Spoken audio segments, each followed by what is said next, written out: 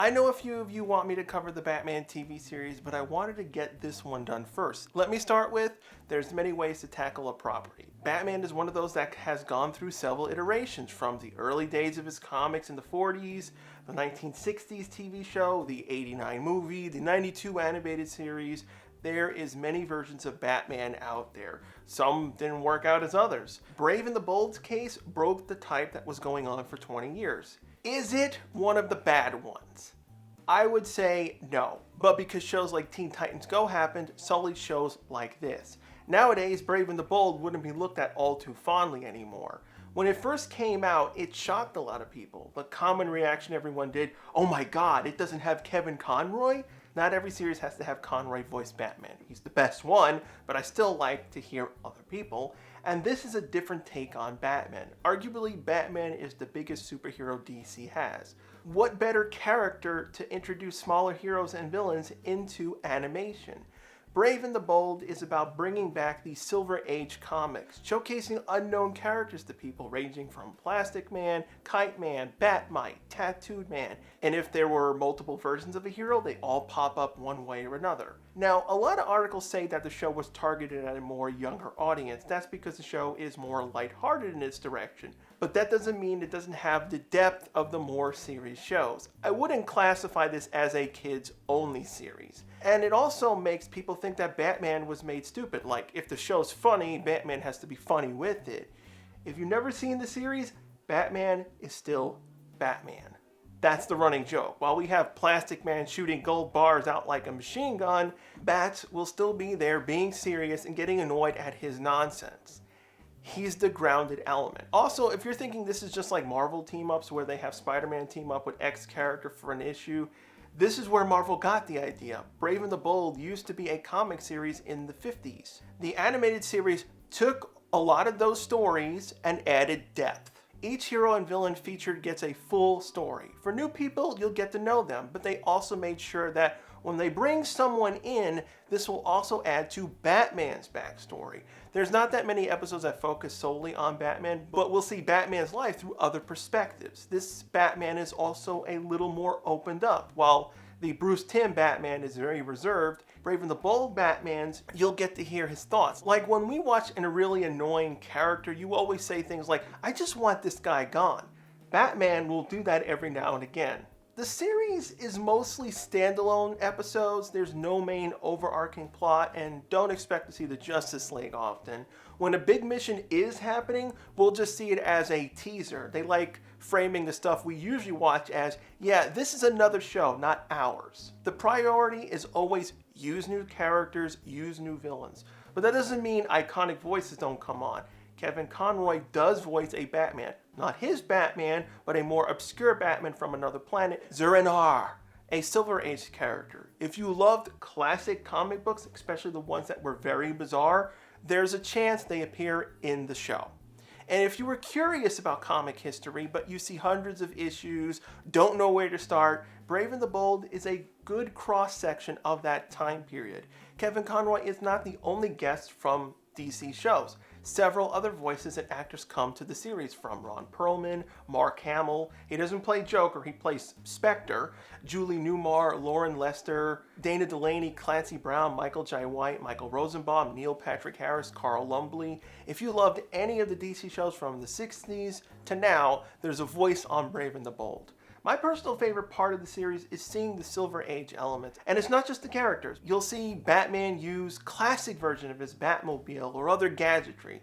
They have some characters based off their older designs. Joker's one example. Or they'll reference things from the films, like Batman's gliding cape. It shows electricity arcing on it, giving a nod to Batman Begins. Do the actual versions of Batman appear in the series from the other shows? Yes, but it's not a common thing. How lighthearted is Brave and the Bold? It is filled with comedy, but it's smart comedy. The joke is worked within the scene or episode. It has a purpose to the plot or character's background. The show is not compromised for the sake of the joke. Being standalone episodes, does that mean there's no character growth? Does everything just reset after each episode? No. While it's all standalone, characters do return, some more than others. Plastic Man, Green Arrow, Black Canary. All the missions and stories add to each other. The show isn't afraid to reference older episodes. There's a few things here and there I didn't like or found really dumb. Brave and the Bold is usually good at showing classic versions of characters. In some cases, this doesn't help them.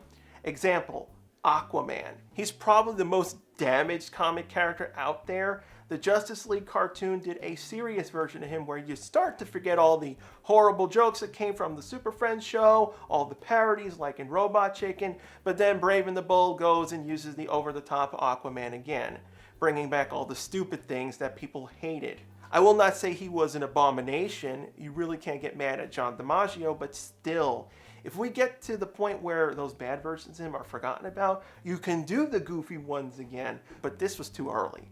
I also really didn't like the music episodes. Neil Patrick Harris was great as the music maestro. It was just too damn much with everyone singing and dancing all over the place. Next topic. Why do I like this series but hate Teen Titans Go? Looking at the two shows, they do similar things. Both are comedies. Both use different versions of characters. There's 3 reasons.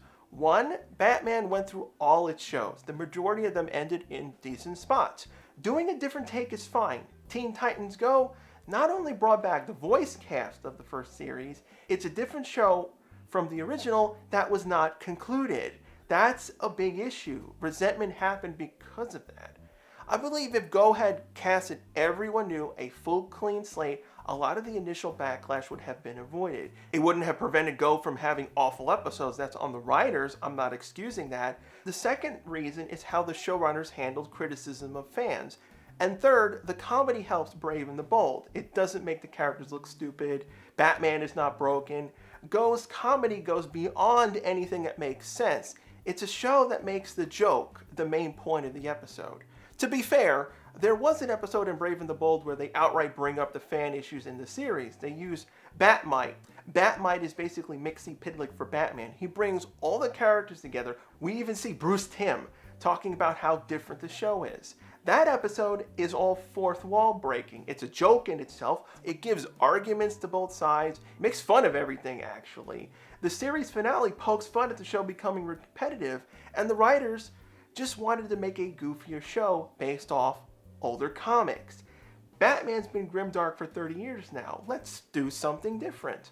Brave and the Bold respected its source material. For the most part, it got the balance between the two sides right. They didn't ruin Batman, and I'll speak for myself. It made me appreciate the older versions of the characters, except Aquaman.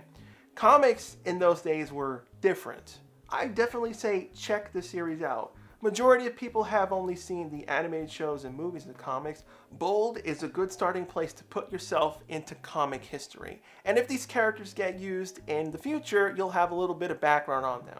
The series is not going to be for everyone. If you like your serious shows, you like your serious shows. And if you really hate shows like this due to Teen Titans Go and whatnot, then pass on it. The thing I don't get, Paul Dini worked on Brave and the Bold. It proved he can do comedy fine. Why did he screw up so badly on Hulk's Agent of Smash?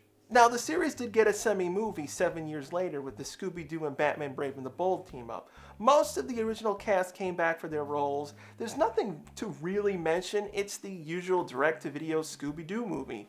Batman and everyone feel like themselves. Going from the series to the movie, you don't feel like any time has passed. Thanks for checking out the review. Subscribe if you want to see more, and if you remember a movie or a show that's long been forgotten, good or bad, leave it as a suggestion below. I'm always on the lookout for obscured stuff.